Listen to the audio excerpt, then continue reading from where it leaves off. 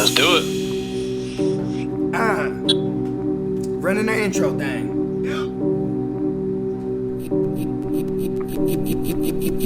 Eureka. We make plays every day. Hey. Yeah.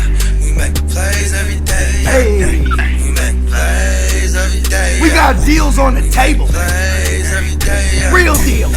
We make plays every day. Making plays. We make Major plays plays. every day. We make plays every day. Hey. Plays every day. Welcome to the Real Fantasy Playmakers. I am your host, Bogard, scot-free, and with zero delay, Jamaicans. Oh, come on, Jamaicans, with zero delay. With zero delay, I want to let y'all know the deal. I want to let y'all know the real deal. And introduce my man, LQ, from the Real Deal Fantasy HQ. Yeah, what up, my boy? What's good, my guy? How you doing, man? Doing good. How are you?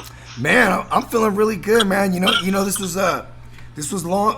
I want to say long awaited because we did schedule this out a couple weeks back, and I actually was consciously thinking like, yo, I could just get him on, but then at the same time, I was like, you know what? He is our resident Rams affiliate. You know what I'm saying? I was like, I gotta wait till the draft. Because I'm not just going to talk to any, I'm from the West Coast, from the Bay Area. I'm a Niner fan. I can't just talk to anybody. I need a real authentic Rams fan. You know what I'm saying? I'm like, to really tell me the real deal, pun intended. You feel me? So, all right, so check this out. We're going to handle this quick housekeeping. Follow me on Twitter and IG at the GMM Network. Also follow me at Bogard Scott Free World. Follow my man, LQ, the Real Deal Fantasy HQ on go ahead and let him know. I don't want to fuck that up. Let him know everywhere on IG, Twitter, Facebook, wherever you have social media platforms, YouTube, whatever. Follow me at Real Deal Fantasy HQ. Oh shit! So I had it right.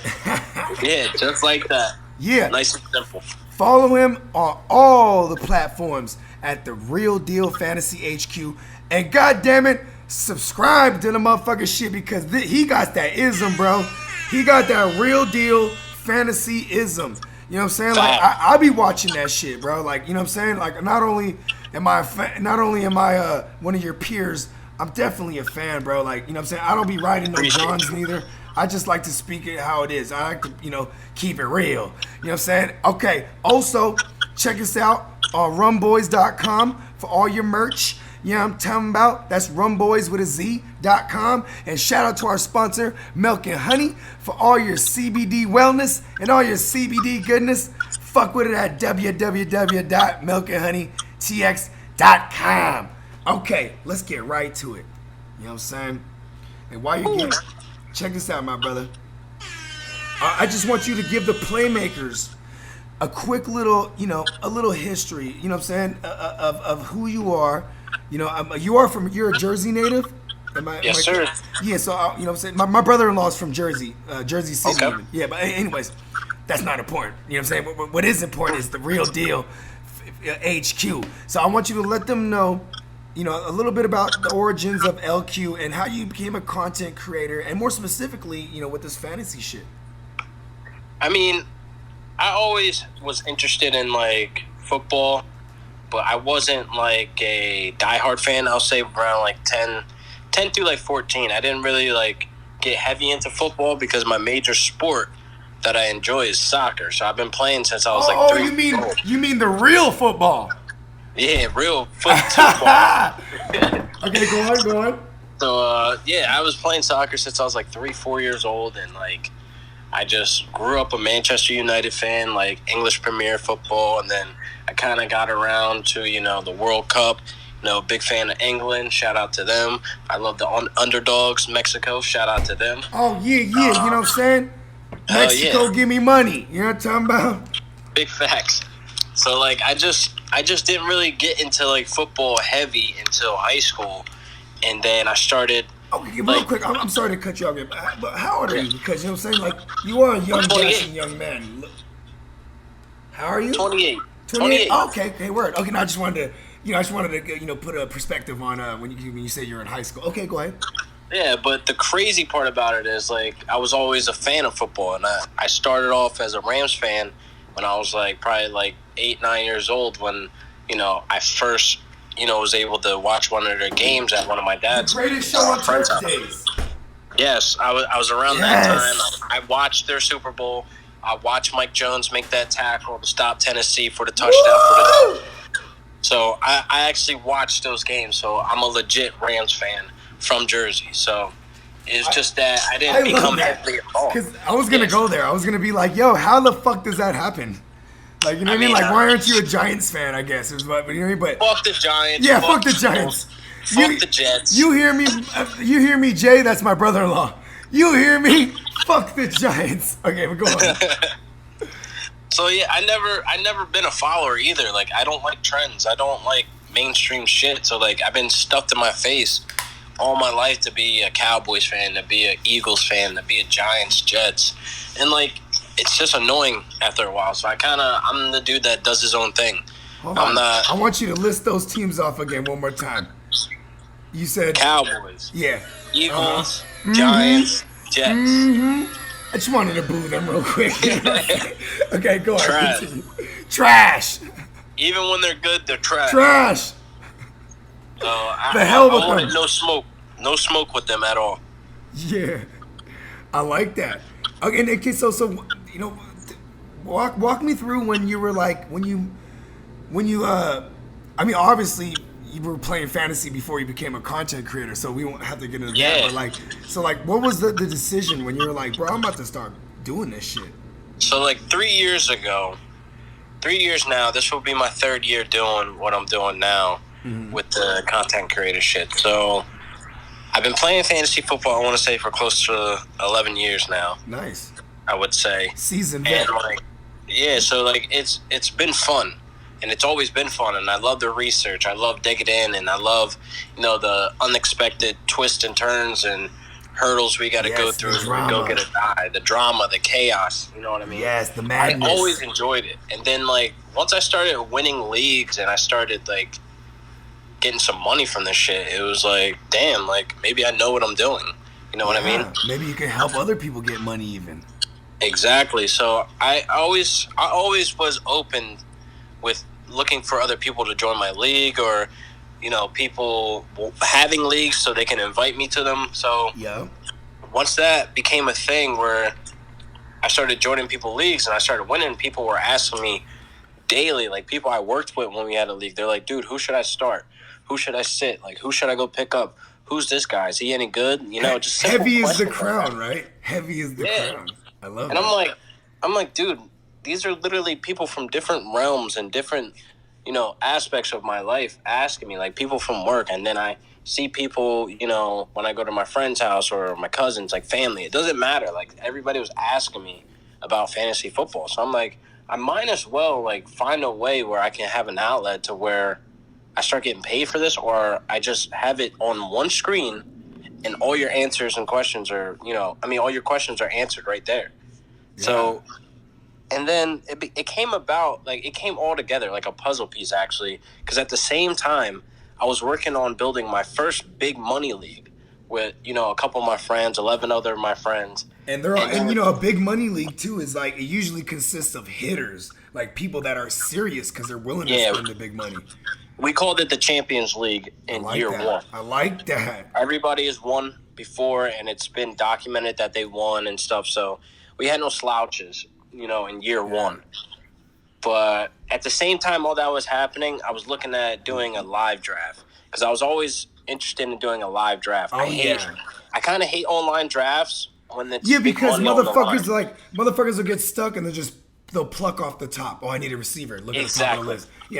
Fuck that shit. But it takes real skill to be present at the draft, go up there and grab the guy and put the name on the board. Especially it's different when you're getting loaded as fuck too. Like I'll be at the drafts and I'll be that guy trying to get everyone loaded as fuck, and it ain't like I'm not. And then it's like I still have to try to be coherent. So yes, it is a challenge and a skill. It's a skill set. Like you know what I mean? Like okay, my bad. I think we should put the under over at cutting interrupting you at like let's put it at like 30.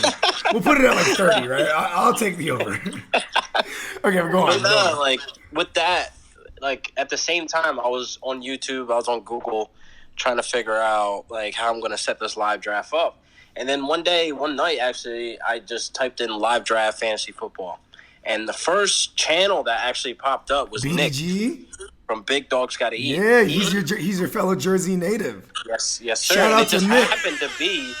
It just happened to be that he lives in Jersey. I had no clue until like I watched like that's the universe, video. Bro. That's the universe right there.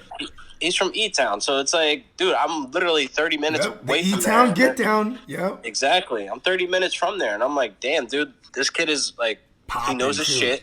His live draft looks insane. That's exactly how I want to hear it. They wear suits. He makes everyone get suited. Yeah. I love that. They look like real GMs, you know. Yeah. His pregame is so mirrored to what I do on draft day. Like, I go, I get pumped, I play some music, I get the eatery, I get the drinks, I get the beer, I get all set up for draft day, and it's like he's crazy because he be getting all the goddamn energy drinks, and I'm like, I mean, donuts and shit. Yeah, exactly. I'm like, yo, this guy, like, he sugars up for sure.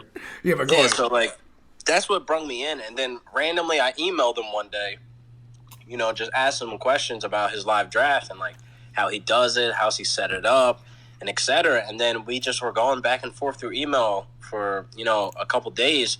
And I'm like, damn, yo, maybe I could set this up and do it myself and, you know, make a channel and get the jump. And then, you know, he was kind of coaching me of like what to get, you know, equipment-wise, software-wise, and how to just run a YouTube page trying to get off the ground. Nick, bro. Yeah, he really started all this. And I give a big shout-out to him every time I can. So yeah, man, and because too is like, you know, like I watched him. I remember when I first started following him, he had like 500 followers. So I've been on. So it's probably like 4, maybe 5 years ago by now, and maybe 4 years ago. But bro, this kid is like, he's low key one of my heroes, man. Like, you know what I'm saying? And like, I love that you're a spawn of him. Is that okay? That's not insulting, right? Yeah, that's perfect. That's perfect. Yeah, like I love that, man. You're from the family tree. I wouldn't be doing this without him. Yeah, you're a big dog. Big facts. Bro. I love that, man. It was definitely awesome for him to actually, you know, kind of walk me through to where I'm at now, you know, giving me shout outs from here and there, you know, and involving me into his brand actually to be a content creator for him for a short period of time. I helped him with his rookie draft of the 2019 season. So awesome. I was contributing for his brand as well at the same time, you know, coming in, trying to build my own brand. And that's what I think, that's why he gave me a chance to actually be on the team, because I was honest with him. I'm like, dude, I'm going to be 100%. Like, I do want to help you out because I think you got something very special. I think it's going to go to the moon. But at the same time, don't be surprised if I try to, you know, take something from you to put for my own channel. The student becomes the master one day, right? Exactly. So he was 100% cool with that. Like, Nick is an honest, blunt dude, and it's that's all you got to do to be in this type of industry, too. You got to be blunt and honest. I mean, that's the vibes that I'm on, so it's a full send for me. And I'll be honest, I'll be smoking hella blunts, trying to do this shit. You know what I'm saying? See what I did there? That wasn't that clever. But anyways, you know what I'm saying? No, but I fuck with him though, dog. Like he's one of those dudes too that definitely carved his own lane, and like you know what too? Like now that I think about it, because I do tune into all your content, and like I could see the criteria, like, you know what I mean? Like I don't want to say it's similar, but it's in the same category. And that's a good category to be in, dog. That's not a knock on you at all. Like, you know what I mean? Like this dude, yeah, man. Hey, and so the name, were you just like, you know what I mean? You're just like, fuck it, this is the real deal. Like, you know what I mean? Like, you know the deal. This is a real deal. Like, what was the origins of the name? And the name was so random, honestly. Like, I don't know what I was doing at the moment, but I know I was in the car. Mm-hmm. And then I was just like thinking of names. Like I had a bunch of names in my notebook. I had what was one of the names? I had I had two names that were trash. So I had Fantasy Primetime. Mm-hmm. I had Fantasy Now, Nice. and I'm probably giving away some names that people can use now, but But at the same time too, it's like those were kind of similar to like stuff people would see on television already too. exactly, You know what I mean? yeah, Yeah.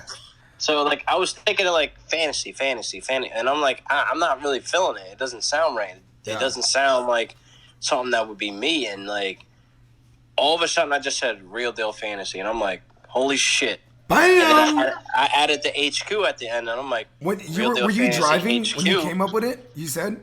My wife was driving, and I was just sitting in the car, just on my phone, just bullshitting. And then I said Real Deal Fantasy, and then I threw the HQ behind it, because I'm like, oh shit, Real Deal Fantasy HQ with your boy LQ, and I'm like, God Whoa! damn, there it is. And it has Bars. such a ring to it, bro. You know what I call that? That's destiny, bro.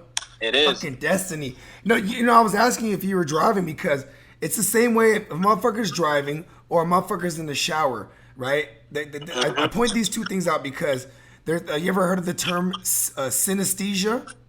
So synesthesia is one sensory perception to the next. So for example, like say you might smell a fragrance of like a broad you used to fuck with, right? And immediately that smell will is a stronger sense tied to memory. So it would trigger the memory. So one sensory perception to the next, right? So when That's dope. Yeah. when you're in the shower or when you're driving, everything is subconscious. Like you're actually on cruise control. Like a motherfucker could be in the shower and have his eyes closed and then be able to do everything. You know what I'm saying? Like on autopilot.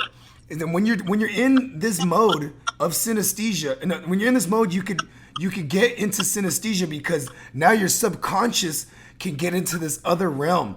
Like like I write some of my best shit when I'm in the shower or when I'm mobbing. You know what I mean? Nice. Where it's like because it's a weird space, but it's definitely not weird. It's unique. So like definitely synesthesia, playmakers, right? Don't ask me how to spell the word, but look it up. You know what I'm saying? Okay, real quick. You want so the GMM network, right? Yeah. So I don't know if I've ever told this on air, but the GMM network, the way it came about was I was looking for like a CNN or like a a BET or like a MTV. I was looking for something like that because I wanted to have like a channel, not just like because everyone had fantasy something in the name. I'm not knocking that. I almost feel like I fucked up like not having it in my title. It's obviously one of the shows on my network. You know what I mean? Yeah. The Real Fantasy Playmakers. But anyways, so anyone who knows me, like right now, I'm drinking Tito's, right? Tito's, give me money. Like, I just, for years, ever since I was a kid, my mom used to tell me that. I used to, I'm Filipino, where, we're hella superstitious. My mom used to be like, tell the moon to give you money.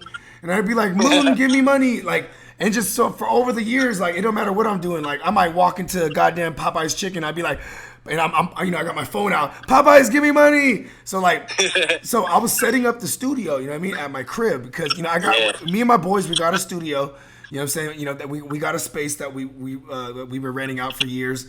But I wanted to set my own space up at home, and so one of my boys comes through and we're burning a chop down, and he's like, so he's looking around. I got the mics. I'm setting up the mics and all that shit. He's like, is this the Gimme Money Network? Because that's just my bag, you know what I mean?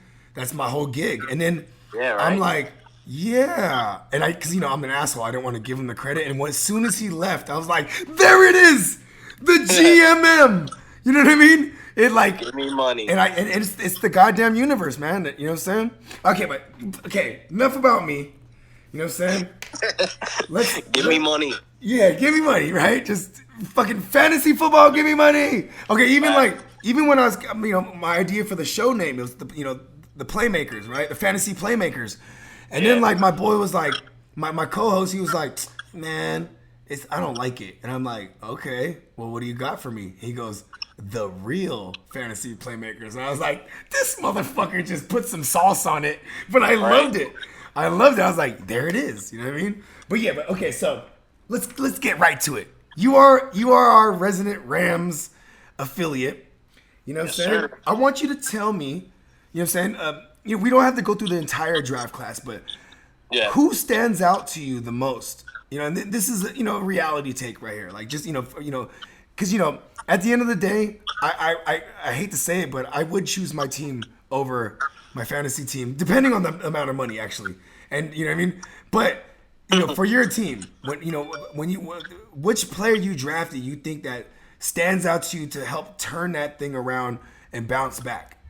The Rams. I think Cam Akers definitely is an attractive pick.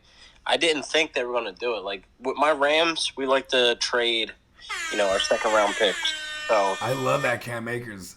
yeah, they like to trade second-round picks. They like to trade, when they're on the clock. So I didn't expect them to sit tight at 52 to grab Cam Akers. I didn't even think they were going to grab a running back that early. Yeah. So that was actually surprising. And they grabbed Cam Akers, being that, 70% of his yardage came after contact. So that's very impressive. Yeah, because that line is that he's gonna need that behind that line. Yeah, our line is not the greatest. Yeah, and so they're gonna be coming through. He's gonna be taking some hits. So that stat line was that stood out to you for sure. The yards after contact. Hell yeah! So love that. And plus, he's from Florida State. It was a bad team last year that they had. He was the only soul drafted from Florida State. So nice. That's a statement. He's representing and that school is pretty it's notable. You're talking about the U or the state? Florida State, yeah, the number one party school. Well, party state, my bad. Hey, Florida State, give me money. That's what Cam was saying. Facts. Dude, okay, you know what? I was immediately going to ask you a fantasy question, but no, continue. But the next one I would have to say was Van Jefferson that they followed up with. So we used two skill positions where our second round picks. So that was really exciting to see. Like, holy shit, they mean business. Like, we're trying to get this offense back to what it was 2 years ago. I mean, it is Sean McVay. You know what I mean? He is. He's an offensive guru. So he definitely needs some new toys over there. Okay, so tell me about that player because I'm not going to lie to you. I didn't really do too much research on that pick in general. Yeah, Van Jefferson, he is a crisp route runner, bro. Like, he loves his route runners. You don't have to be the fastest. You don't have to be the strongest. But Van Jefferson has some Cooper Kupp in him, bro. Like, Cooper Kupp is not the most physical. He's not the fastest. But he knows how to route run running and the hands. And the hands. That's all you need. Yeah. So the problem, I don't know if anybody knows, I've been a Rams fan for a while. So I remember, let's not take it back too far, when we had Brian Quick, Kenny Britt, Tavon Austin. Yep, the Fisher days, man. The Fisher days. Yeah. We had a lot of great wide receivers. It was either we were dropping a lot of balls or the balls were being overthrown or under. So it was just, very hard to go through at the time, being that we have the talent, we have the wide receivers, but we just can't catch the ball or get the ball to our receivers. It was a battle back and forth. So it was kind of all right, well, let's see what Sean McVay brings in. He brung in nothing but pass catchers. Robert Woods. Bobby stud. Woods, my man Bobby. Robert Woods, stud. He love him. Anything. Love Robert Woods. And I love Two Girls, One Cup.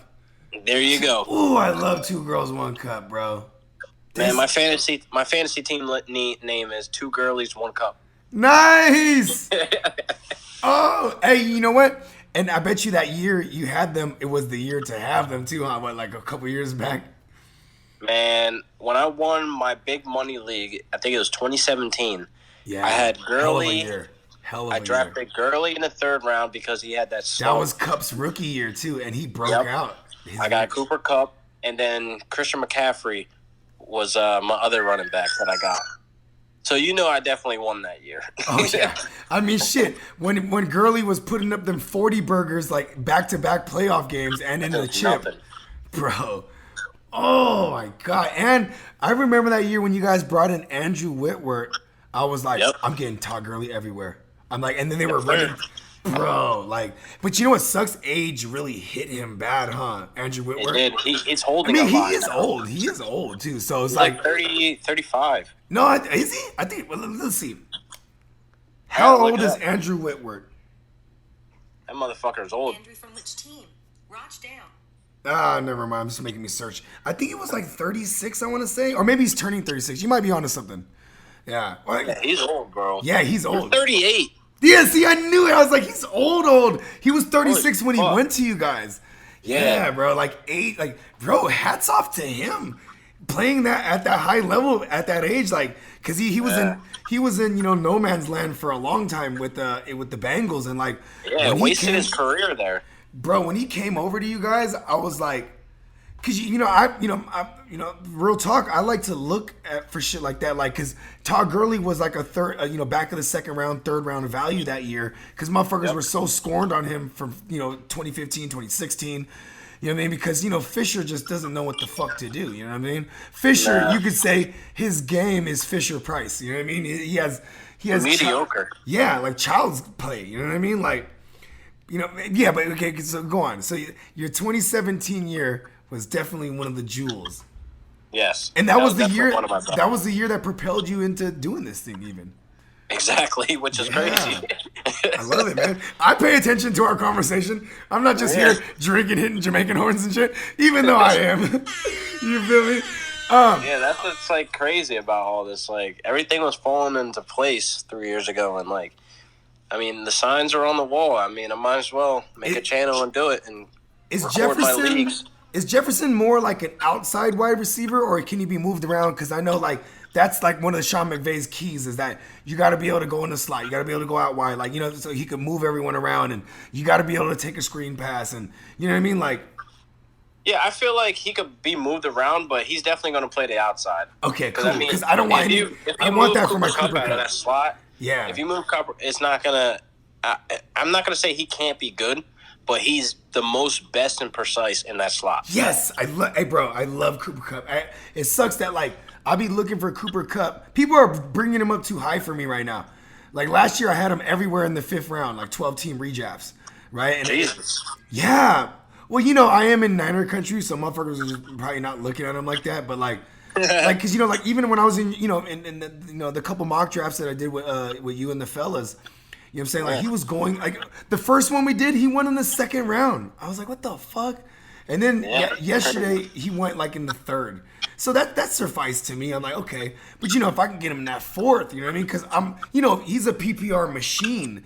You know what I mean? Like, bro, I love white receivers because it's like the inverse racism where it's like because he's white, he gotta go hella hard because the brother, you know what I mean? Like, bro, you feel what I'm saying?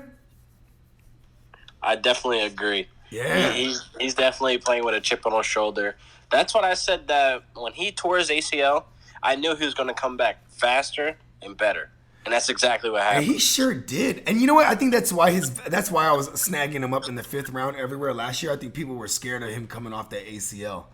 Oh, for sure. Yeah. I mean, you got to draft with caution. That's something you just got to have in the back of your mind that he just tore his ACL, so he's not expected to be playing at 110% week to week.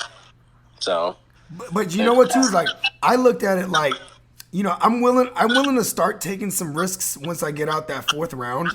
You know what I mean? And he was just that guy for me. Like, I'm going for Cooper Kupp right here, and like I was snagging him everywhere, and it was crazy because, if anyone knows Jared Goff, and I know you do, like, he has a shorter A dot. You know what I mean? And like, boom, that's where Cooper Kupp lived. You know what I mean? Like. I mean, I take relationships off field into consideration. Right, because they live together too. Live together, so Yeah, it's like, they're brodies. bro. Yeah, if it ain't broke, don't fix it. So I definitely go when I do deep dive and research. I dig, like with everybody else. That's like, a great shit with intangible. Like that, It's a great intangible. you got to think relationships. Some people don't like each other. Wentz and Alshon Jeffrey. Like Terrell Owens and They work whoever's together. throwing him the ball for years. Yeah.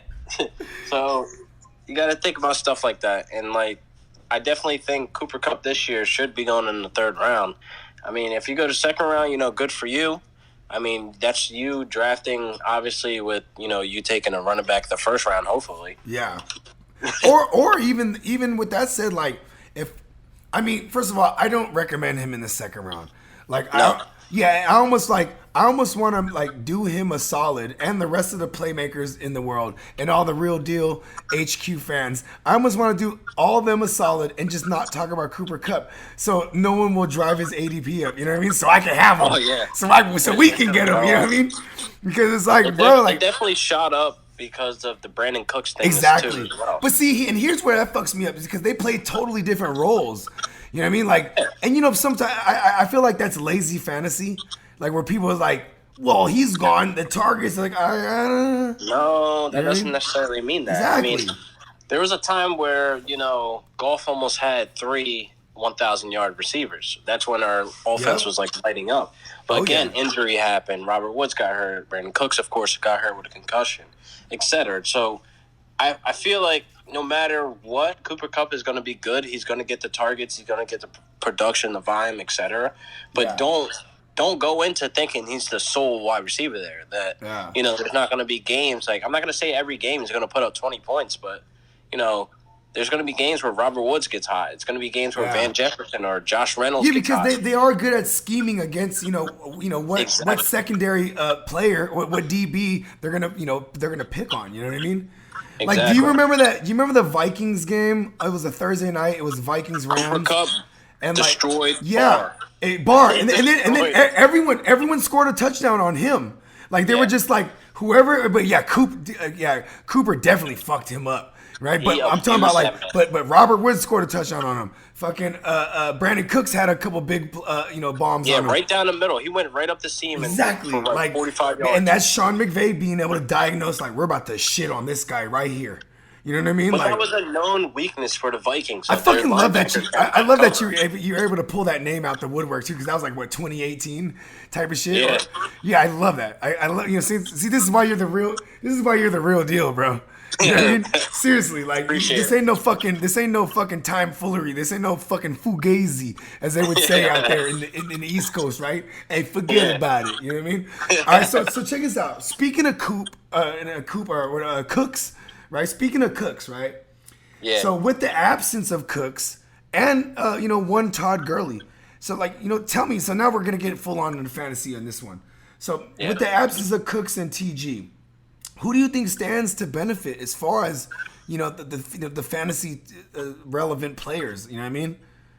There's 2 ways I could look at it. Okay. And I'm leaning more towards the first way I'm looking at it is it doesn't matter. You know what I mean? Like, it's more of Sean McVay's system. It's true. It's designed for, 3 wide receivers to equally eat. You know what I mean? To be able to move forward. And the running back, I mean, we took a step back from the running game for obvious reasons with Todd Gurley being hurt. Yeah. And I feel like if you take a look at the running game a year before, it was very balanced Yes. between passing and, Yeah, rushing. and I would like to believe that the run opened up the pass, like you know what I mean, and Exactly. the threat of Gurley, you know what I'm saying, like having to stack the box or have you know what I mean, like yeah, okay, continue. So now, without Gurley there, you lose the big name. Some people may think, now Gurley's gone. Now they know the Rams aren't going to run the ball. No, that's not true at all. Like, it's going to stay the same. It's going to be the same game plan. And they obviously took the high draft capital, with their first pick in the draft in the second round to take a top prospect running back. So you go ahead and sleep on Cam Akers. That's going to be fine. He's going to run all over you guys with our terrible O-line. And I put that in stone right now. It's going to happen. Yeah. For the simple fact, people are going to be like, all right, now we got to force Goff to throw the ball. Okay, Cam Akers about to Oh, bust. I love that take. Yeah. Okay, Because that's fine. they're not Cam going to Akers be able to about single. They're not. They're going to drop more in cover. He's going to just. It's like the inverse of Gurley. Because before it's like they have to decide: are we going to drop in coverage? Are we going to stack the box? Right. Mm-hmm. But now it's like they could just drop everyone in coverage, and Cam Akers might have acres of grass. See what I did there? Yep. I'm not gonna hype him up. I'm not gonna toot my horn right now. No, but we already know if if they're looking at a guy like that in the second round, and you did say that he was one of the standouts in your draft class, right? And if you're Yeah. gonna look at a guy like that, because their success came on the back of a running back, and they lacked that last year. I mean, I know I wasn't on the Darrell Henderson hype, you know what I mean, because the Todd Gurley was still there, and you know, and then also Malcolm Brown, like, you know, remember the Lions picked him up, and then they were like, you know what, we're matching it. Yeah, and then it's where it was like, okay, if something happens to Gurley, it would be Brown. That's how I looked at it. So I was like, I just kind of stayed away from that whole backfield. But like, quietly, Cam Akers might be a goddamn value. Value for real, because everybody's keeping hands off because, you know, Gurley's gone, and you know, the Rams running game wasn't that great. The O-line wasn't bad. That's fine. Go ahead, keep letting him fall, and I'm gonna grab him every time in that 9th, 10th round, because that's that's so fucking value. Even if he has a RB2 like ceiling, bro, you're getting him in like RB2. You're getting him in like RB4 territory. You know what I mean? Like, oh my god, hold on. Let me write this down. Hold on. we're gonna have this part of the podcast stricken from the record. I don't want anyone to hear this part. I'm playing. We're not cutting them now. You know what? I might. You know, I don't want to. No, you know what? Cam Akers who? You feel me? No, okay. Go ahead. Continue. So what's your set? You said you're leaning towards that side. What was the second way you're leaning? My second way that I was thinking about it is that Sean McVay just scraps everything he's done and goes into a new type of system to where it's familiar. It's similar to the last system, but I feel like now kind of reinvent it. Yeah. So he gives me the vibes right now where he's going back to his old roots, where he was with the Redskins as a tight end coach. So I feel like the tight ends will be involved more, but I'm just not 100% sure because we did draft the tight end as well. Now the guy that they drafted, I watched his tape. I got to be honest, he's very explosive. Like, he was showing up, grabbing deep balls, one-handed balls. He was doing everything, stretching the field in the middle. Like, that was very impressive. Okay, I want you to remember with me. So remember when it was Sean McVay and it was time, he had no first round. It was his first draft as the head coach of the Rams. Young ass motherfucker. His balls didn't even drop yet. He was like, what, 30? You know what I'm saying? And it got fresh 30. Right? And a goddamn second round, his first pick ever was Gerald Everett. And I comped him to Jordan Reed. And I was like, this motherfucker's looking for his Jordan Reed. You know what I mean? Yep. Granted, I think they grabbed Tyler Higbee. Was he undrafted that year, or they also drafted him? Tyler Higbee was a year or two before Everett. Okay, so he was already there. Yeah, because then he ended up becoming the guy recently. So like you said, he opened up because when I remember, like I said, remember me, even last season, like I was like, where'd the screen game go? You know what I mean? And all of a sudden there was more 12 personnel, and all of a sudden it was like, it was Higbee time, and it reminded me of his time with the Rams. Yep. Definitely. Yeah. The thing is too, like, I want him to get the tight ends definitely more involved. Yeah. But not too much. Yeah, because the success comes from the skill position. Like, you know what I mean? Like, not skill position, the receiving options at WR at least. Because, bro, like, there's no, and I'm saying this selfishly, feed my man Cup and my man Bobby. You know what I mean? Yeah, for real. But, okay, so now, real quick, just side note, you know, Tyler Higbee, are you going to chase that from last year, being my Rams associate? You know what I'm saying? Like, heavens no. See, thank you. Do you hear that, Playmakers? No. Please don't go in the 6th or 7th round and grab him and hope for last year's production, because that was just great coaching. That's great coaching. Yeah, like being able to adapt. No. He was able to adapt, right? Like being able to be like, all right, I'm looking at my personnel. You know, Brandon, we're out without Brandon Cooks. You know, Josh Reynolds' rap is, you know, he was kind of a rap. So it's like, yo, they started. He opened up that old. He went, blew off the Rams. His playbook from the Rams is like, all right, boom, Tyler Higbee time. You know what I mean? Yeah, and Gerald Everett was also. He was hurt. He was hurt too. So he became the immediate benefactor. I hate the hype train. I hate it. I hate mainstream recency bias community. Like, I love them to death, but they get annoying sometimes when they. Yeah. Did we lose him? I don't understand how Tyler Higbee is even like. I don't like honestly, let me be honest. I don't care about tight ends You outside mean of let top you seven. be real? Yeah, I got to be real. Yeah, I don't care about tight ends outside of top 7, and here's why. I've never won a league where I invested into a tight end that ranks outside of the top 7, and he contribute to anything of me going to the playoffs or winning the championship. Yeah. He's honestly there. That was my one trend in the past couple years too, where it's like, you know what, I'm just gonna make this thing work, and I'm gonna go in for the the Kelseys of the world, the Kittles, the Ertzes. Yeah. And actually that was my trend so far in the couple mock drafts I did with you. Like one I grabbed Kittle, and the other one I grabbed Kelsey, and the third was I was like happy as fuck. I was like, oh my god, he's fell in the third. Like, yeah, but man, like you're right, man. Like, because if you look at the common denominator in a lot of fantasy championship teams, there's a solid tight end there. You know what I mean? Yep.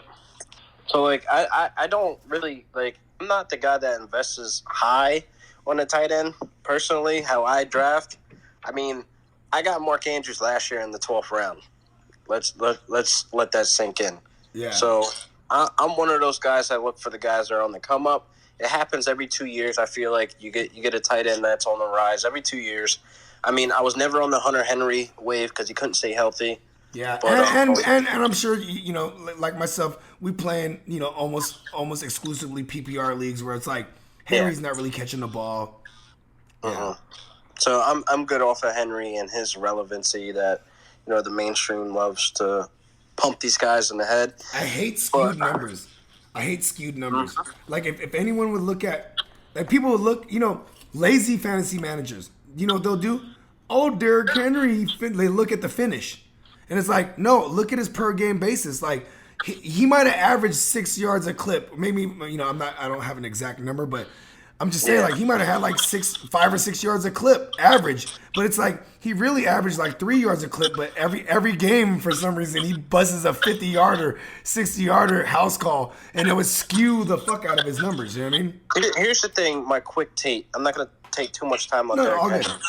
So my Derrick Henry analysis, like how I break down Henry, every year he's been climbing up in the draft board every year now, and I think it's respectable.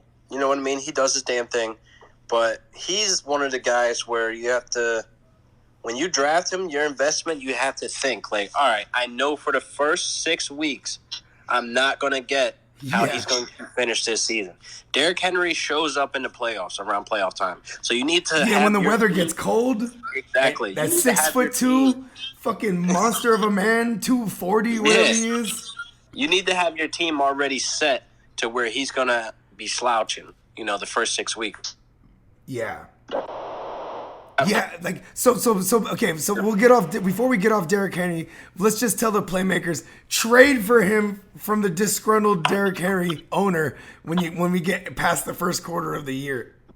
Yes. Once, 4 or 5 weeks go by, start laying that seed like, yo, what you want for Henry? Because listen to this.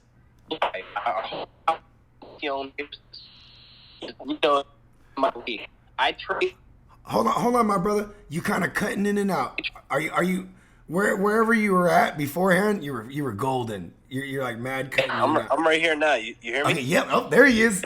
There's that real deal voice. So Kyle Montione, he's in my league. He actually won. Shout out to Kyle. Last league. I heard you guys reference him in the mock draft. Yeah. So we made the trade.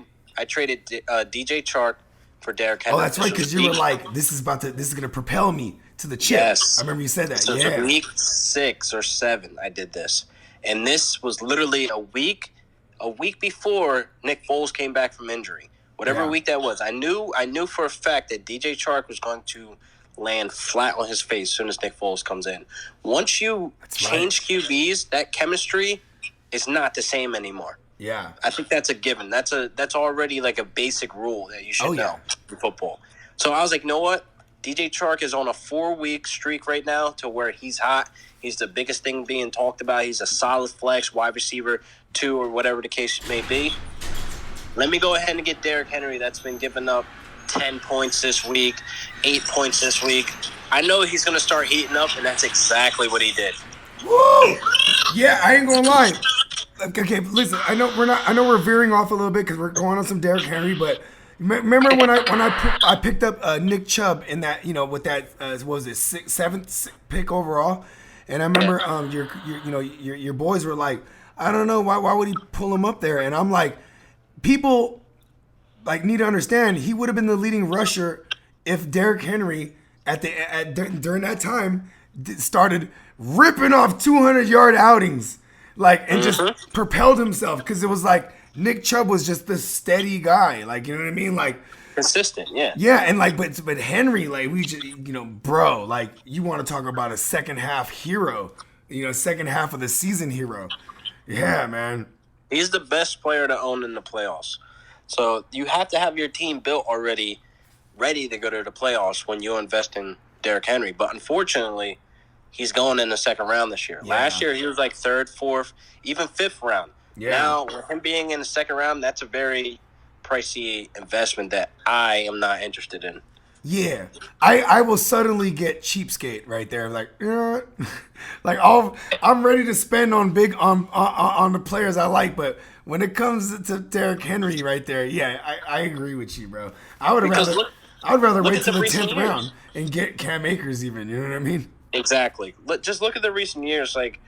Let's talk Fournette. Fournette went from a first round to a second round to now where he's being talked about as a solid third, fourth round pick. Yeah. It's reversed with Henry. Henry was a fifth round, fourth round, second round this year. Holy shit. It's getting crazier. Now, say he blows up this year again, at the second half of the season. I won't put it past you that he'll be at the back end of the first round. Yeah. Yeah, for sure, because there's going to be those lazy fantasy managers that are going to be like, oh, I remember. And then, and going back to recency bias, where it's sketched in their memory. You know what I mean? Yep. That where they remember how badass he was. You know what I'm saying? And then but if anyone really pays attention, the numbers are skewed. His first halves are always you know what I mean? Yeah, it's okay. Well, you know what? Let's move on, because I almost want. You know what, Derrick Henry, your Christmas card is not in the mail. All right, Derrick Henry.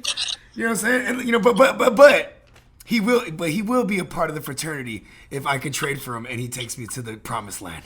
You know what I mean? You know what I'm saying? And that's the real deal. And I almost wanted to do a Stone Cold right there. And that's the real deal, because LQ said so. You know what I'm saying? Okay, well, you know what? How about this? Now we're past the draft, right? Yep. So which rookies do you think are coming into a new spot? They're finding their team. They got drafted. What non-rookie on whatever team those rookies came to, you think will be negatively affected by these rookies coming in as far as a fantasy perspective?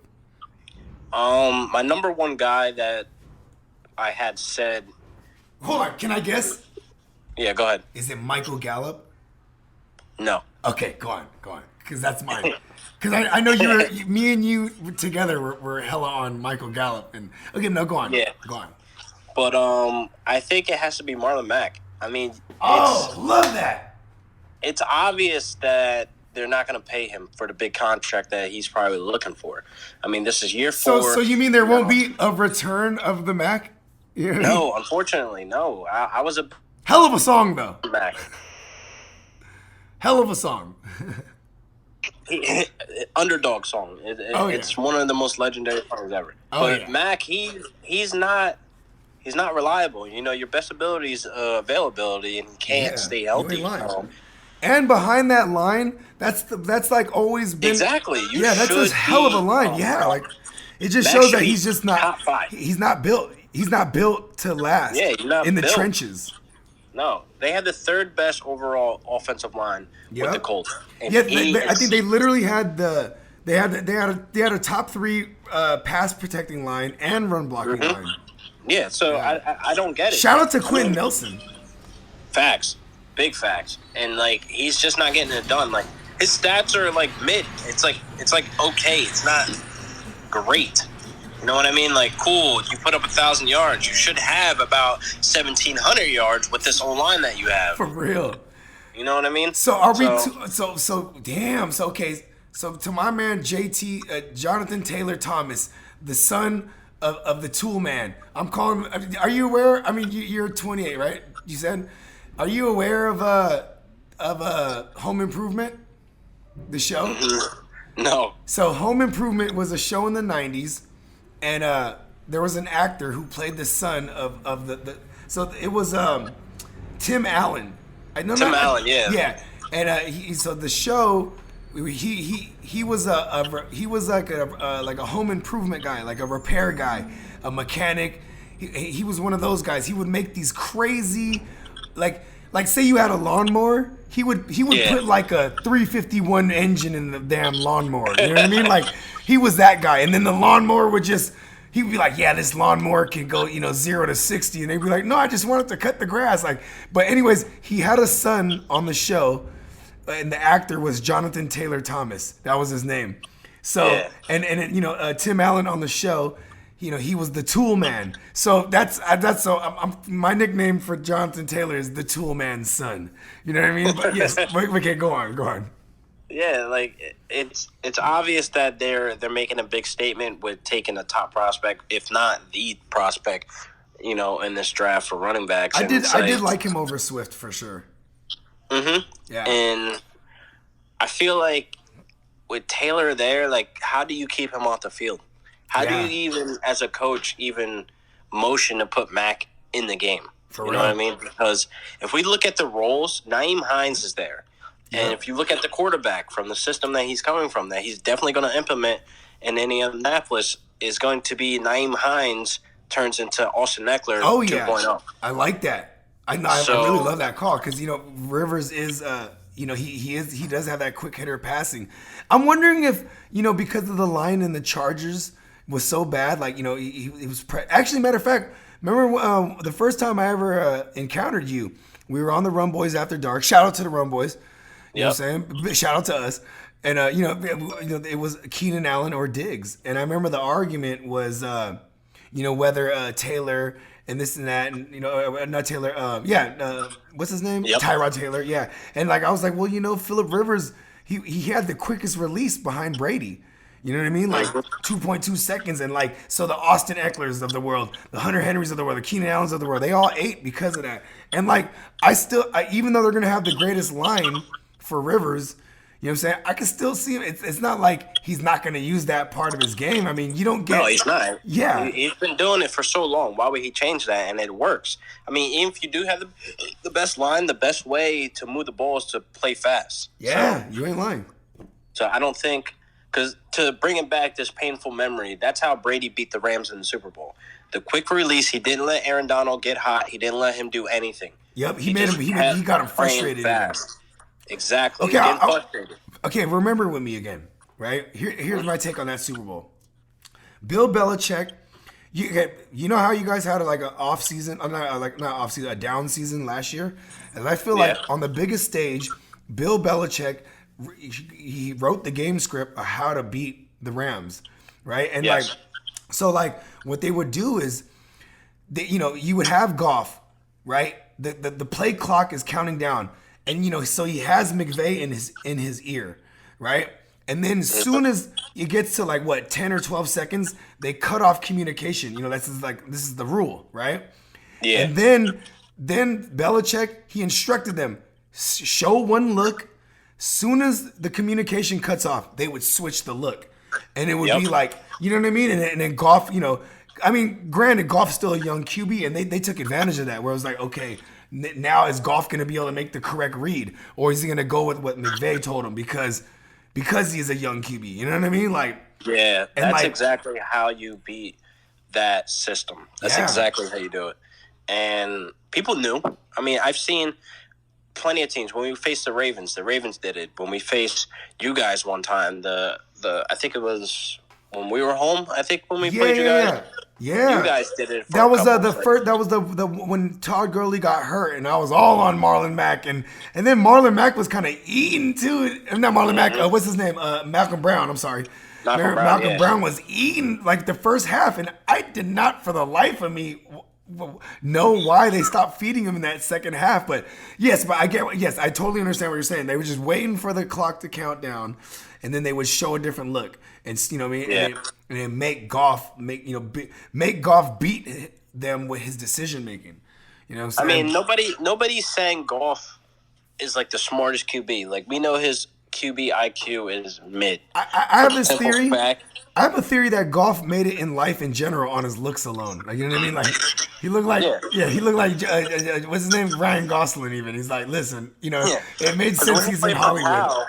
When he played for Cal, he was, gunslinging, the air raid offense, all that other stuff. Like, he was never put to the test. Like, he was never, like, had to be put in position where he had to captain that team to victory and, like, make calls, his own plays, and be a freelancer and things that we see out of our legendary quarterbacks. Yeah. Like, he was just a mid quarterback.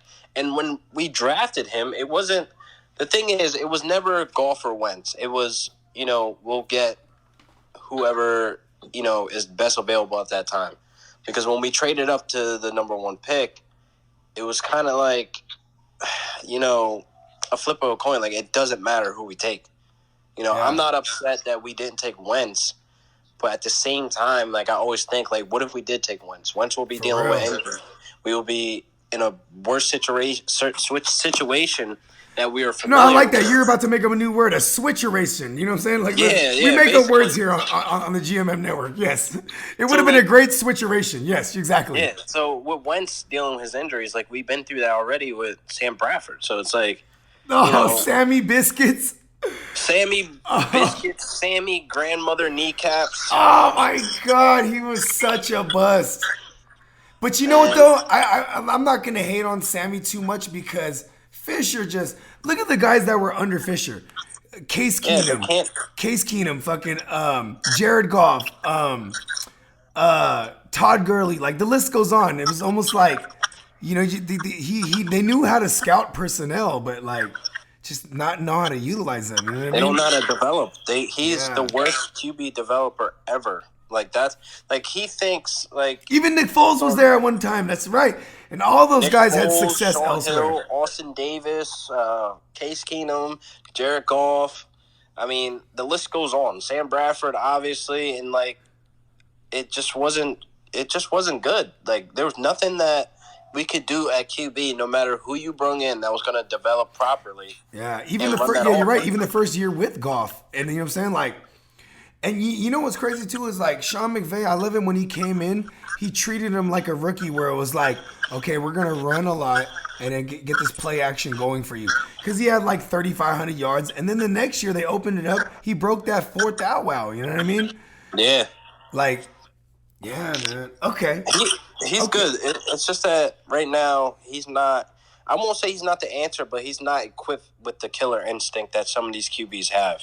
And can you agree with me on this? Killer instinct is something you can't really teach. That's an you cannot. Yeah. That's like trying to teach speed. You can help. Yeah. Hey, man, be faster. You know what I'm saying? Be faster. Go ahead and move your feet just a little faster. You know what I mean? Like, you can't teach speed. You can't teach killer instinct, and like you literally can't. So I don't know what the answer will be, but we shall see. Well, okay. I'm happy with Goff. I'm not upset with Goff. I'm just, hoping I can get that killer instinct one day. Well, okay, so I definitely gonna backpack your Jonathan Taylor take. I will just real quick say that, like, I will say Michael Gallup, in my opinion, as far as like someone who's affected, like as far as fantasy wise, because. And, like, I was willing to take Michael Gallup in the mid rounds, but maybe Michael Gallup will even fall a little further because a lot of people will love to draft the shiny CeeDee Lamb. So maybe my take might, be a little incorrect there. But also at the same time too, I can remember McCarthy, with the Packers when he had Jordy Nelson, Randall Cobb, and a young Devontae Adams, where they all ate. You know what I mean? So, but we want to elaborate on that because. Yeah, I mean, come on, fuck the Cowboys, bro. Like, you know what I mean? Let's just. I mean, put it like this: Michael Gallup's still going to find his way on my roster, just not the same draft investment that I would have without a. So we're going to say we might get a discount. Yeah, so I'm still gonna boo the Cowboys though. I'm still booing them. And of course, Cowboys. CeeDee Lamb's going to be overdraft, honestly. Yeah. And I mean, think about this too with CeeDee Lamb coming in. Like, I mean, as far as any rookie receiver, if you're not coming in as the number one, like even like Mims in a sense, right? Like Mims is gonna come in as and be treated like that number one role. Maybe he won't draw number one coverage immediately, but like CeeDee Lamb, he as far as any rookie goes, it might take him a little while to get acclimated to the system too. So maybe his snap count might not even be there as high as you want him to be. You know what I mean? Because But you see the problem is that I'm a guy that never invests that high on these top wide receiver prospects. I'll take a running back, but not a wide receiver for the simple fact that he's going into a role with a Gallup, with a Cooper, and all these like flashy names with Zeke and Dak. That's good and all, but my example with that is, do we all remember N'Keal Harry? Yeah. And he went to a Patriots offense where he would have been, the number the two. number one, quote unquote, or the number one wide out wide. Yeah, you know what I mean? Over Julian Edelman, Gronk's not there, so it was all set up in stars. Like, this kid's going to eat. He needs to be drafted at this round. He needs to be, put on your roster as the wide receiver or two and all this other bullshit, man. And it's like, what happened? Injury. And apparently there was some. And he had a case of the drops too. And Tom Brady used to yell at that motherfucker. Tom Brady was yelling at that motherfucker, bro. He'd be like, "You fucking you ran the wrong route, motherfucker." Exactly. Yeah. Like, beat writer was saying he was having issues with the playbook. So it's like, we don't know what these top wide receiver prospects coming from these schools going into the NFL. Yeah, as far as intelligence and shit IQ. like that. Yeah, exactly. Like, I mean, you learn, like, what? You are 10 plays in LQ. college? You are LQ from the Real Deal Fantasy HQ, so you would know about some IQ. I see what I did there. That was kind of a stretch, right? But still correct. Still 100% correct though with that statement. You know what I mean? You do look at. I love that you. I mean, keeping it real, like you do look. I love that you look at the intangibles of everything because you know what I'm saying. That does matter. Like, you know what I'm saying, and to be able to block out, the noise from the public that drives ADP and shit like that. Well, okay, so Fade the public. Yeah, Shout out Nick. Shout out to Nick. So check this out. So what while we're on the topic of rookies, you know what I'm saying? What rookies do you think? Okay, maybe you did kind of touch on Jonathan Taylor. Like this might actually work for this question, but what rookies do you think are gonna land somewhere and have the immediate fantasy impact? Justin Jefferson for the Vikings. Oh, you're right, because there's no Diggs there. Hold on. No Diggs. He's the plug-and-play replacement there. Let me write this down. He's the plug-and-play replacement. Yes! He's a perfect example of a guy who's going to come in and be treated as a number one. Yeah, he has better opportunity than Jerry Jeudy. He has better opportunity than CeeDee Lamb, Mims. He has all the fucking potential to be a guy that's going to see 120 or 125 targets. Hold on. Run that back again. 120 to 130 even. I love that take. Immediately. It's day one. For the simple fact, yes, you have Adam Thielen there, but he's like... He shines... Thielen shines when there's someone else to take away the number one coverage. That too. And the thing is, he's like 2 seconds from me labeling him injury prone. Yeah. Because there's going to be games where there's going to be no Adam Thielen. Who do you think absorbs all those targets? Hey, bro, you've seen too. I know you noticed that, and with the 2 mock drafts I did with you, like I would go running back and tight end early, and like a heavy running back early, tight end, and then like I was like comfortable with taking Thielen in the 4th round, being a PPR machine. Yeah. But it's like, yo, you know what? You might be right there, bro. And I think I might be weighing too much on the white boy receiver shit where it's like, he's gritty. You know what I'm saying? Inverse racism. Like, he has to prove himself. But yeah, you know what, dog? Double J. I like Double J. Jefferson. Definitely. He's coming in, like, come on, bro. You've seen his highlight tape at LSU. Yeah, there's no other, like, there's no way you keep him off the field. There's no way Kirk Cousins looks the other way when he's wide the fuck open because he's going to be open.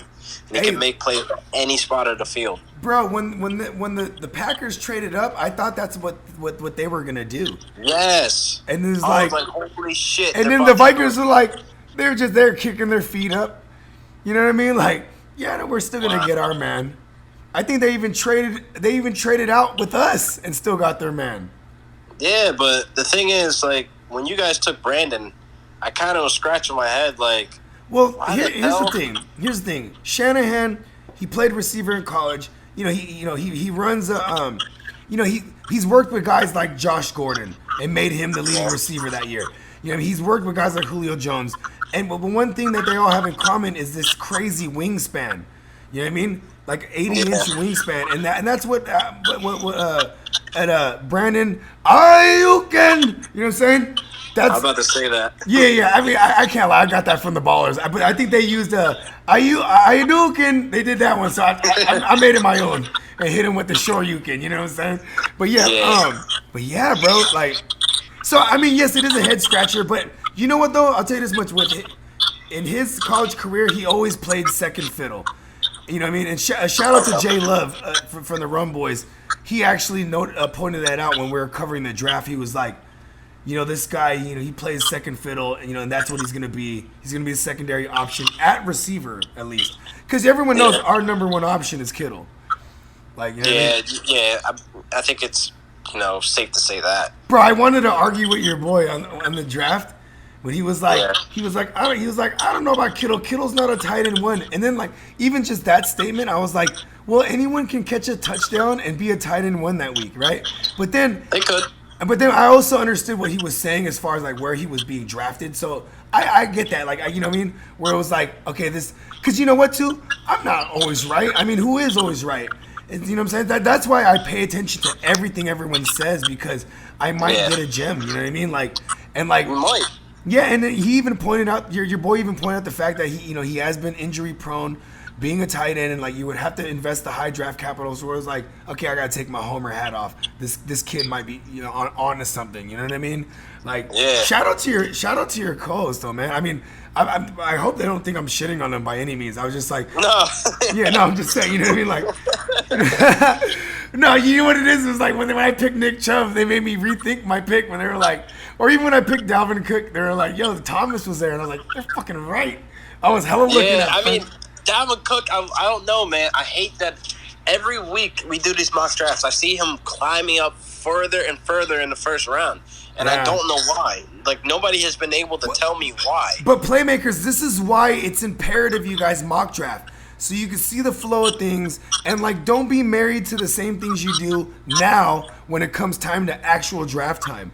You know what I mean? Yeah. We encourage you guys to mock draft, to see the flow of things, see where players are falling, so you can really identify the value. And, like, I agree with you. I think I might be not touching Dalvin Cook in that fifth round. I mean, the fifth round, that fifth pick overall or fourth pick overall. But also, like, because then you are almost, it's mandatory. Then you got to go for Alexander Madison somewhere, and and Madison will be like a seventh round pick. He's chilling with Kareem Hunt. You know what I mean? Where they're like they're in that sixth, seventh round, and people are crazy enough to grab them even when they don't have Cook or Chubb. Like, and that really makes me hot when like I have Chubb and someone gets Hunt, or like, you know what I mean? Where I'm like, there's only really 3 running backs in the first round where I think that you must handcuff. So Dalvin Cook, Zeke, obviously with Madison. You got Alvin Kamara, obviously with Latavius Murray, and then you got Nick Chubb and Hunt. But I also will say Zeke and what's the old boy's name? Tony Pollard. Tony Pollard, because he's a beast. So I would say that. I mean, I'm not gonna say like he'll be your immediate RB1, but he'll be a back end RB1 or a high end RB2 for sure, like Pollard. But you know what though? I am basing this on their history, because I don't know. I mean, what do we have? Eddie Lacy, is that the last relevant running back I can think of in a McCarthy system? So I'm also even kind of curving Zeke in that sense, where it's like I would probably rather have Michael Thomas there. And you know what? That's Yeah, what, I mean, Zeke's in a situation where he has a new head coach, but Zeke is a freak athlete. Yeah, he's gonna athlete, so you can't not use him how he's been used, and it's not like he's injury prone or anything like that either. So no, you ain't lying. He's a durable son of a bitch. Yeah. What, rocking his goddamn holster, fucking halter tops. You know what? Fuck the Cowboys. So like, I don't on Tony Pollard. I'll probably let him fall the waivers, grab him when I need him. I agree with you. There is the solid 3 that are mandatory. Because you gotta look at with Hunt, you're basically getting him because you know he's gonna get touchdowns. You know for a fact Kareem Hunt's gonna get the touchdown. Nick Chubb, I don't know if you seen my episode with Dewey Nuts. Yeah. Basically, we're talking handcuffs. Sure. Nick Chubb is the worst goal line back. I actually did watch that episode too. That's like not even Jaws. Yeah. Yeah. No, go ahead. Yeah. He's the worst goal line back, so he's not going to get you the touchdowns and anything inside, the 20. So Kareem Hunt's going to live there. He's going to eat there. And I think that's where he builds some type of fantasy relevance to where there's going to be weeks where you can slide him into the flex and you're going to be like, holy shit. You know what? I do relate it though. Like, because they do have Kevin Stefanski there.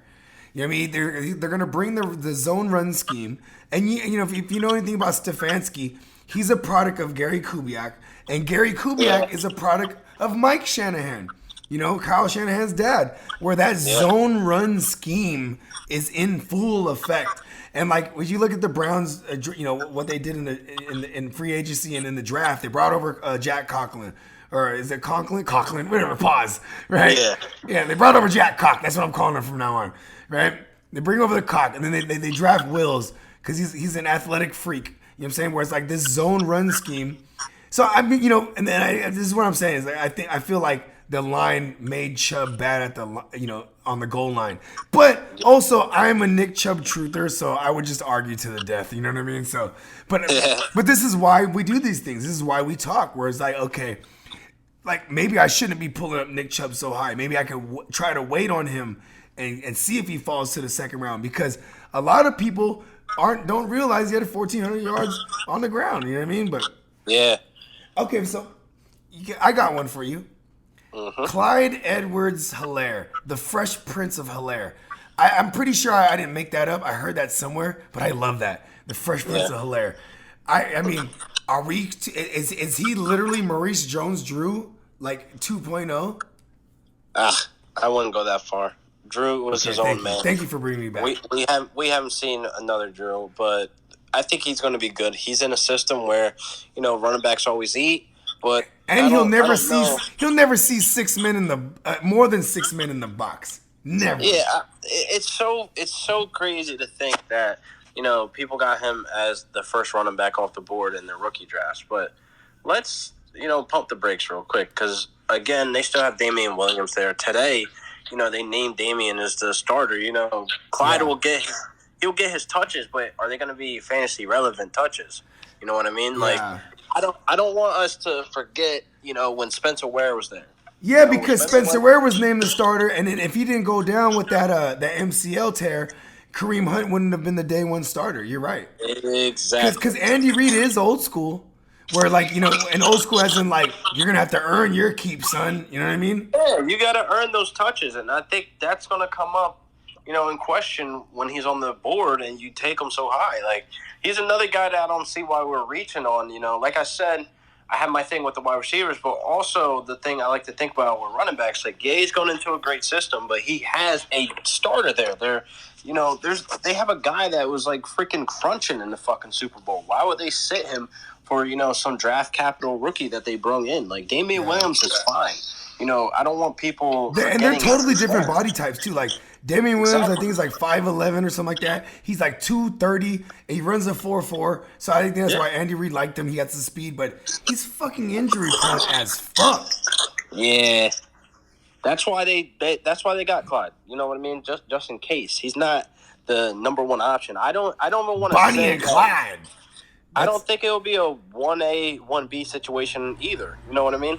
Well, but you know what, though? We did see the Williams brothers, Darrell Williams, Damian Williams, and, last season where it's like, and with Shady McCoy. Fuck Shady McCoy, too. He fucked up all my Damian Williams shares last year. But anyways, he's a fucking asshole. Hold on, I want to boo him. Fuck that shit. All the playmakers know throughout the season, I was just, fuck you, Shady. Bitch ass. All the real deal fans knows LaShawn McCoy's brother. Me and him got into it over Instagram. Word. Shout out to him, talking shit. You know what? Fuck his brother too, motherfucker. Fuck, come for me. At me, He found his way on motherfucker. my page, talking shit. So I shout love out. that. You know, how much of that is Damian Williams too, telling his brother, "Listen, I want to get at this guy. You know what I'm saying? Do it for me." It's so funny. It was only because it was the day that he got cut, and I posted a video talking about Singletary's season, and I think he took offense to it, and he's just talking shit on my page, and I'm like, bro, you don't want to talk shit to me. I'm the wrong person. Like, He's from Jersey, motherfucker. Don't fuck with Brick City. don't fuck with me. I fucking hate trolls. I hate bullies, and that's I take them out. When you need a bully to be taken out, you need a troll to be taken out. I'm the one you call. Forget about it. Look at the jersey comes out of you real fast. I love it. Forget about it. I love that. Women with the fucking fishes. Yeah. He's going to have bricks for shoes. You know what I mean? All right, well, check this out. You know what I'm saying? We're going to get a little off fantasy for this next couple of segments, right? But Yeah. how do you really feel about the Rams logo? Because I actually, even though, first of all, I when I was a kid, I loved Michigan State, because remember the starter jackets? Because I loved the yellow and blue, right? My junior high that I went to, shout out to Quimby Oak Middle School, right? But their color scheme was yellow and blue. You know what I'm saying? And I always was fond of the Rams. Their color scheme with their helmets and the horns. It looked dope as fuck. It's fire. Fun. It was fun. I don't know who or what decided to go this route. Who or what? It's almost like they asked an actual Ram. They were like, yeah, because he said who or what. It's like, listen, let's get a Ram in here. Rivals. No, like an actual animal Ram. You know what I mean? Like a goat, like a Ram. They're like, you know what? Let's see which one he headbutts, and then we'll choose that jersey. You know what I mean? I don't know, bro. The logo's trash. I hate it. I hope they change it. But, I'm starting to get the sense that they're sticking with it. We've seen the logo on their actual homepage. We've seen the logo on draft night. We've seen the logo put everywhere on the NFL.com website for the merch. Can I call them the Dickheads? Dickheads, yes. Yeah. I'll back that. That's actually a cool name, though. But Because the thing is, you can too, own that name. You can own that name. Just be a fucking, just dogging motherfuckers out like a dickhead. You know what I'm saying? Just, yeah. I'm a diehard Rams fan. I'm a diehard Manchester United fan. Diehard Boston Celtics fan. Here's the thing. I can separate my love for the team and the front office. I can literally say, well, I mean, fuck you the Rams head office. Yeah, Still be a yeah. Rams fan. Can I boo the Rams head office? Yeah, just fuck them. Fuck them. Fuck them. Fuck them. Dickheads. I also said, fuck the Boston Celtics head office the way they did Isaiah Fuck Thomas. them. I know, right? Fuck them. Fuck them. We ain't going to get into that because that could be a whole nother hour. So fuck Boston Celtics head office. Yeah, not the teams. We're being clear. Not the teams. Not the The teams, head not the offices. players. Fuck the guys in power. Yeah. Okay, well, now let's get a little more serious because, one, I want to ask you. So how are you? I know you said you still work. You're working at Tesla. You work at Tesla, and which is dope, man. To be honest, because that's you're working at a place that is going to be the future, solidified. Facts. For real. I think the world needs to realize that. You know what I mean? Obviously, oil industry. I mean, that could be another hour. You know what I mean? But anyways. Yeah. So how are you dealing with quarantine? Because this is going to segue into this last segment we got here. Or quarantine is it's doing okay. I mean, I'm still working. I'm working from home.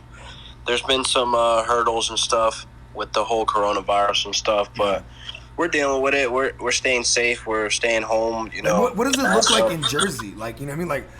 Are you in the? Are you? I mean, you know what? I don't want to get specific on what part of Jersey you're from. You know what I mean? Because I don't want LaShawn McCoy's brother to come after you. You know what I mean? Pull up.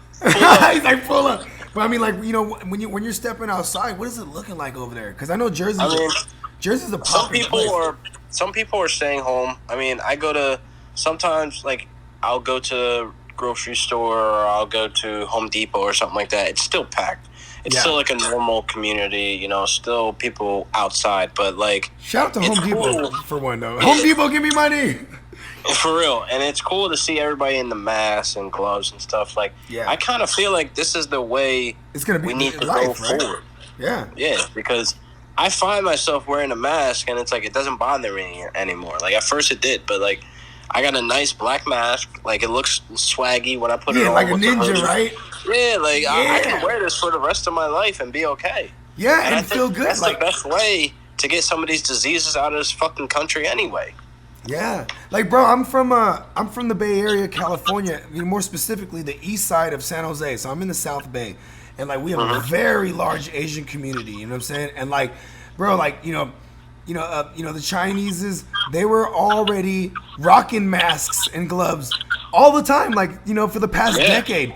But, you know, and it makes sense because, you know, SARS and MERS happened in China before. So they already had protocol, and it followed them to America. And, like, I feel like, I mean, I'm going to backpack off of what you said. Like, listen, all the Playmakers and all the Real Deal HQ fans out there, you know what I'm saying? All the Real Deal fans, you know what I'm saying? Can I call them the real fans? Can I call I'm gonna call them the Wolf Pack. The Wolf Pack? Oh, I like that. We don't follow Oh! sheep. We don't fucking feed into the mainstream. I like that. So you are definitely an alpha, bro. I could see you leading a pack. Yeah, Wolf Pack. I like that. Are you a wrestling fan too, side note? Do you remember the Wolf Pack? Yes, sir. The red and black. Even like that. Okay. Yeah, but I mean, I'm just saying, Playmakers and all you Wolf Packs out there, all you Wolf Pack, you know what I'm saying? Oh! You know what I mean? We don't need a full moon to tell us that, you know, we need to be masked up and gloved up. Let's just, because selfishly, and I'm going to segue into, you know, to finish this segment, you know, selfishly, so, you know, I mean, priority-wise, more important, it's to save lives. But now, selfishly, so we can get our fucking football. You know what I mean? Yeah, get our football back. So how much validity do you put in the fact that they're saying October 15th? 100%. Wow. Okay, so what does the season look like, in your opinion? Are we looking at a fragment season? No bye weeks. We're going to get no bye weeks. We're going to get – I think the season still ends – I'll say somewhat on time. I think it will still end in January. So we're looking at a shorter season, not a 16-week season. I mean, they could. Honestly, I wouldn't be mad at it. We could do 16. Because you know what that would do? It would make people only play their division rivals one time, I'm assuming. Because because you know what I'm saying, you would still have to play the other divisions. It's not like you'd be like, we're only playing, you know, half of this division. You know what I mean? No, I feel like, you know, instead of 6 games within division, it would be 3. You know what I mean?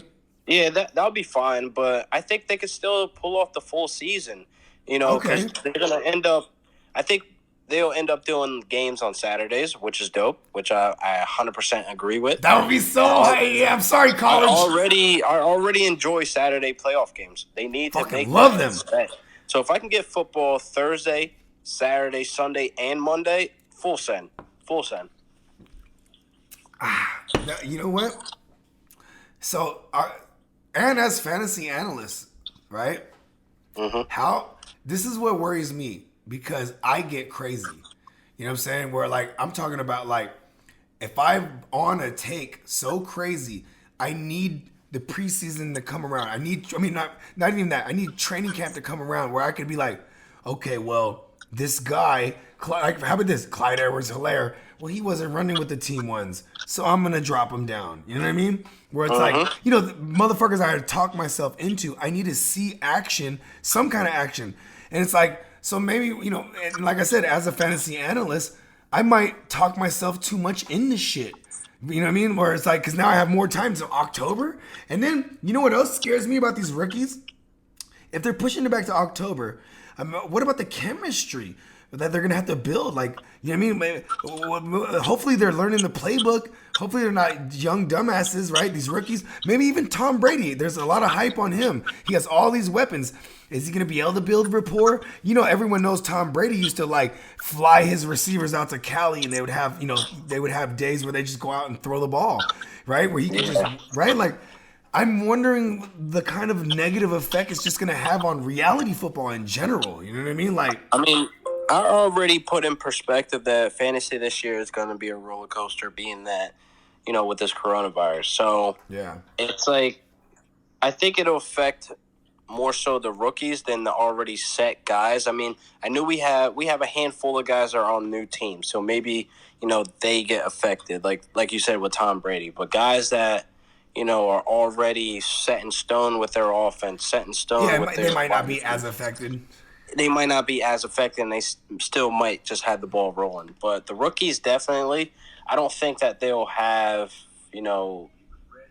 enough chemistry with their quarterback, or at least enough offense. time to build chemistry, right? Yeah, to build that, and it's actually, I kind of rather them get their head in the book, know the playbook, Yeah. than actually building that on-field chemistry, because I think that'll eventually come. But if they know the playbook by the like the back of their hand, then cool. That's a plus. That's a jump. That's what happens when the rookies go into their second year. They learn the playbook like the back of their hand going into their second year. So they'll have the jump on that already. So I think that helps in that aspect of things. But yeah, I don't know, man. I mean, I kind of want them to start the season on time, but if they got to start in October, then hey, that's fine. I mean, I think they're going to start in October so they can get people in the stadium. But if they can start on time, if they can start in September with no fans in the stadium, I'm 100% okay with that. I'm with that. Yeah, I watched a couple of soccer games before everything got quarantined down. They had no fans in the stadiums. Those games were still electrifying. Those were still entertaining. And you could hear everything the players were saying, which was awesome. Which is actually fun. Yeah, you can see who's yelling. I love that you're a soccer guy, dude. I love that. Yeah, for sure. Hey, you know what's electrifying to me in soccer is the goddamn announcers. Mexico Goal! announcers are undefeated. Yeah, for real. They're like the internet, huh? They're undefeated, like the internet. Yeah, they're undefeated. Okay, so here's the last segment, right? And this was actually higher up on the show sheet I sent you. You know what I mean? Because yes, Playmakers, I make a show sheet. I don't just get drunk and wing it. Even though I interrupt my guests like crazy, and we should start an under-over like shit every time. It could be fun. We can maybe win some money. You know what I mean? But anyways, right? With the addition of the 7th seed, right? Because remember with me again, last year, if we had this in place, the addition of the 7th seed, it would have been the Steelers in the AFC getting in, and it would have been the Rams getting in. So with the addition of the 7th seed, and this is obviously a reality take, how do you feel about your Rams outlook? Like getting back into the postseason, getting back into the dance. Should they be dusting off their dance shoes? I feel like if we got in the wild NFC. Yeah, the NFC is very competitive. It reminds me when the Warriors were the shit, right? Before they got all banged up. Because I am a Warriors fan, but or even just remember the entire West was crazy, where it was like LeBron was in the East and he just had this clear path all the time. It's like basically LeBron and then the Celtics. You know what I mean? Like LeBron versus the Celtics. You know what I'm saying? But that's how I feel about the NFC. You know what I mean? So yes, so continue. Like, do you feel I think we'll be fine. I won't say we'll be first round exit because that is a possibility, but just like getting back in it though. Getting back into it, that's a no-brainer. I mean, our division is very, very tough. I mean, you got D-Hop. We might fuck around and have 3 teams out of the division get in. Which is very possible. You remember the year where the Cardinals went, I think, did they go 10-6 and they didn't make playoffs? They didn't make it. Yep, that was Bruce Arians' first year over there. I remember that. Yes. So they went 10-6 and did not make the playoffs. Second year. That was his second year. Crazy, right? No, it definitely was his first year. That's right. That was nuts. So, you got, I don't know, our division is just way too hard, man. And it's like we got heavy hitters all around the board in our division, so it can go either way. But I think we had the Seahawks number. We have their number all the time. We play them hard. It's not like a clear blowout or whatever the case may be. Yeah, we're booing the Seahawks. Fuck them. Yeah, the Cardinals. Fuck them too. Kyler Murray. Now we keep going. So like we dog Kyler Murray. So I feel like as long as we have Aaron Donald there, Fear 99, AD 99, it doesn't matter. Yeah. The thing is, with San Francisco, Kyle Shanahan scares the fuck out of me. You know what, that's too? all that is. Sean McVay he's a Shanahan disciple too, low key. Exactly. Yeah. They're too close. That's how I put it.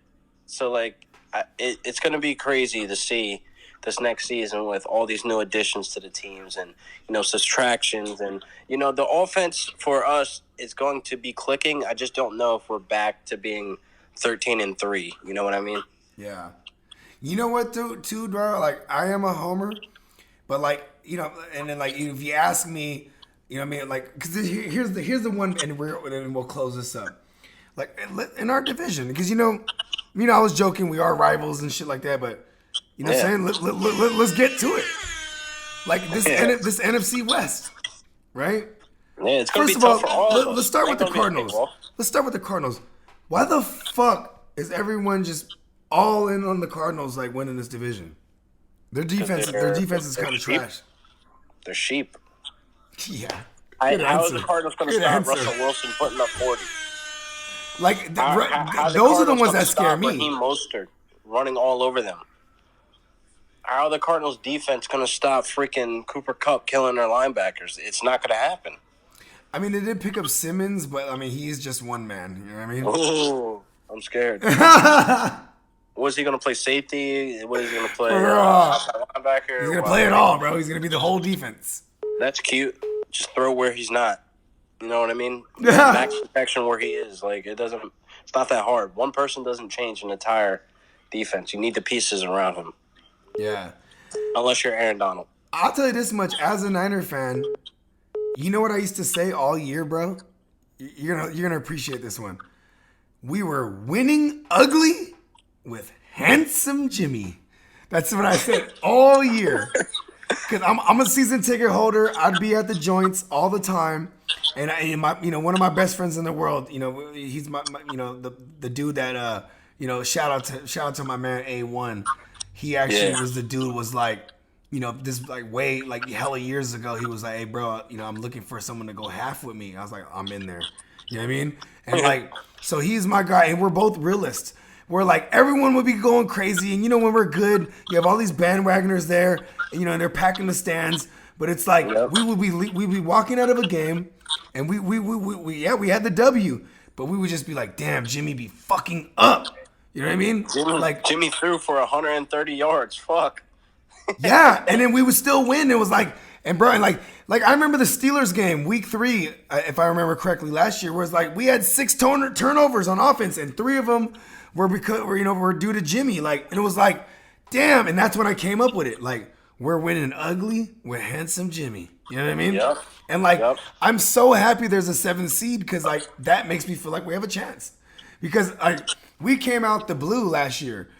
You know what I mean? Like, I mean, I don't want to sound like a super homer. I wasn't necessarily surprised because, in the Shanahan era with the Niners, right? Like, we lost a lot of games, but they were all within a possession. You know what I mean? So it was like, okay, if we can just get this thing going, and we got it going. You know what I mean? I mean, granted, Bosa was the defense was great. Exactly. You know what I mean? So, but like, defense wins games. Just that 7th seed just makes me feel good. Like, okay, we might still be good to get at least back into the dance. You know what I mean? The dance is going to be open. The Rams are going to be in it, and I'm confident that we can win 9 to 10 games again. You know what I mean? And bro, a 9-7 season, it might be good enough for that 7th seed. You know what I mean? Yeah, it was last year, so I'm with it. Yeah, bro. Well, shit, man.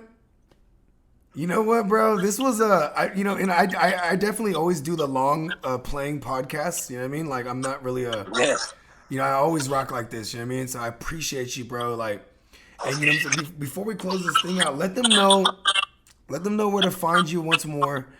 You know what I'm saying? I mean, obviously, it's pretty simple, but I just, I want the Wolf Pack and the Playmakers to hear it from LQ. Word. You guys can follow me on Twitter, Instagram, Facebook, any social media platform. Of course, YouTube at RealDealFantasy HQ. And I will be dropping a video tomorrow morning. It's a little surprise video. I mean, I think you guys will enjoy it. And I also launched my new podcast with my lifelong friend, my best friend, Orlando. It's called Fantasy Trash Talkers. Shout out to Orlando. Yeah, Okay. it's based Okay. on... Do you have a based little on my more league. time? Because I want you to tell us about that. You know, you didn't mention that earlier. Tell us what do we expect from that from the Fantasy Trash Talkers? That gives everybody an inside look inside my chaotic, crazy league. It's called Cutthroat Season for a reason. We have so much drama. It's like basically Jersey Shore meets Desperate Housewives meets like the most craziest movie you ever seen in your life. He And it's said like, Desperate Housewives meets Jersey Shore. I fucking love that. That's It's drama. crazy, bro. Fists flying. It's drama. Drinks being splashed. A lot. Okay, but you know what?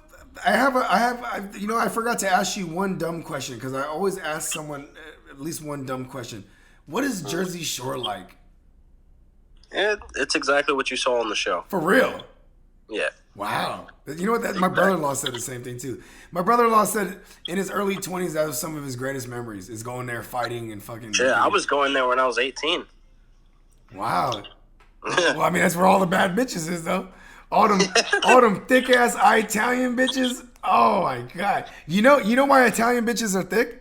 Because back in the day, the Moroccans, we're talking about like 500 years ago, the Moroccans, they ruled Sicily. Oh shit. I Yeah. didn't know that. So that's why you see, big lips and fat titties and fat asses and curvy. Like it's in their genome. You know what I mean? Yeah. Yeah. Look at that. Look at me dropping some history on right here on the Real Fantasy Playmakers. Yeah, LQ from the Real Deal Fantasy HQ. Man, it was a hell of a pleasure, bro. This was a good episode, man. I mean, I'm not knocking any other episodes that I've ever done, but this one was dope, man. Like being something I look forward to, it definitely delivered, man. Like you brought that fire. You know what I'm saying? In the middle, and you might say you brought that real fire. That's why it's raining over there where you're at. They're trying to put you out, bro. He's just on fire.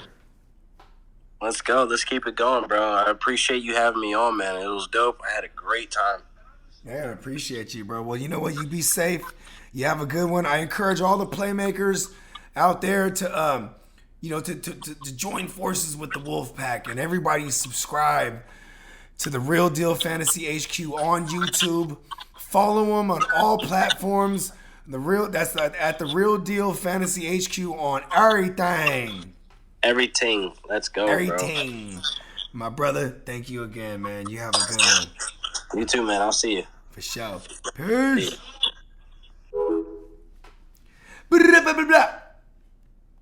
Man, I wanted to say fuck the Rams, but they still scare me. Same way he said Shanahan scares him. I mean, I'm never gonna discount the Rams. They come through. But you know what? It's bang bang. It's the game.